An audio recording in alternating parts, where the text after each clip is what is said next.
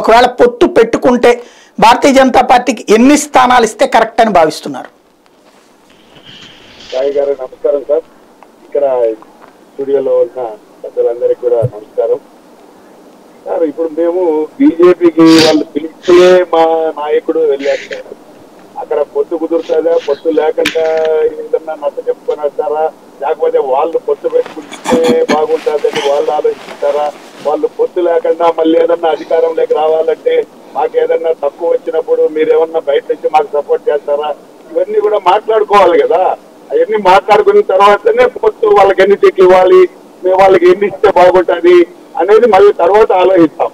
ఇప్పుడు ప్రాథమిక దశలోనే ఉంది కదా, దానివల్ల ఇప్పుడు ఎన్ని ఇస్తాము ఏమనేది మీరు చెప్పలేరు, మేము చెప్పలేము, భారతీయ జనతా పార్టీ కూడా చెప్పలేదు, తెలుగుదేశం పార్టీ కూడా చెప్పలేదు. మీరు కొంచెం ముందుకు వచ్చి మాట్లాడండి, వాయిస్ వెనక్కి వెళ్తుంది. ఒక్క పాయింట్ ఇక్కడ అనేది ఎందుకు అంటున్నామంటే, మీకు సాధారణంగా మీ గెజిట్ లాంటి పత్రిక ఆంధ్రజ్యోతిలో దాంట్లో ఏమని వచ్చిందంటే, చంద్రబాబు గారు పవన్ కళ్యాణ్ గారు అమిత్ షా అపాయింట్మెంట్ అడుగుతున్నారు, ఎందుకంటే వద్దండి పొత్తు, మీతో పొత్తు పెట్టుకుంటే మేము నష్టపోతాం, అదే ఎన్నికలు అయ్యాక మేము ఎట్లాగూ గెలిచేది మీకే మద్దతు ఇస్తాం కాబట్టి పొత్తొద్దని వెళ్ళబోతున్నారు, అందుకు అపాయింట్మెంట్ అడుగుతున్నారని రాశారు. అదే సందర్భంలో ఇవాళ ఏం చెప్తున్నారంటే 8 నుంచి 10 స్థానాలు బీజేపీ అడుగుతుంది, 2 నుంచి 3 స్థానాలు తెలుగుదేశం పార్టీ ఇస్తుందని పొద్దు నుంచి ఛానళ్ళు ఎవరి లెక్కలు వాళ్ళు ఓదరగొడుతున్నారు, అందువల్ల అడగాల్సి వస్తుంది అనమాట.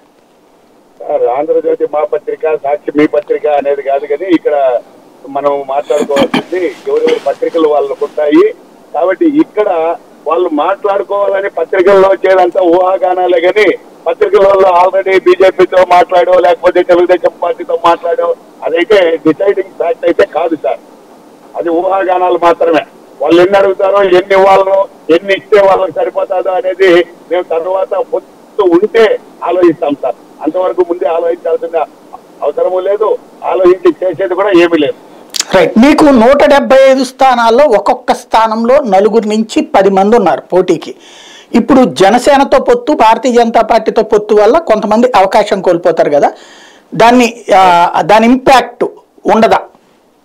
ఏమీ ఉండదు సార్. ఎందుకంటే మేము సర్దుబాటు చేసుకొని పోయే ధోరణిలో ఉన్నాం కాబట్టి దాని మీద మాకు వ్యతిరేకంగా మా వాళ్ళు వ్యతిరేకంగా పోయే వాళ్ళు లేరు. అటు జనసేన మేము ఉన్నామనేసి వాళ్ళు మాకు వ్యతిరేకంగా చేసేది ఏమీ ఉండదు సార్.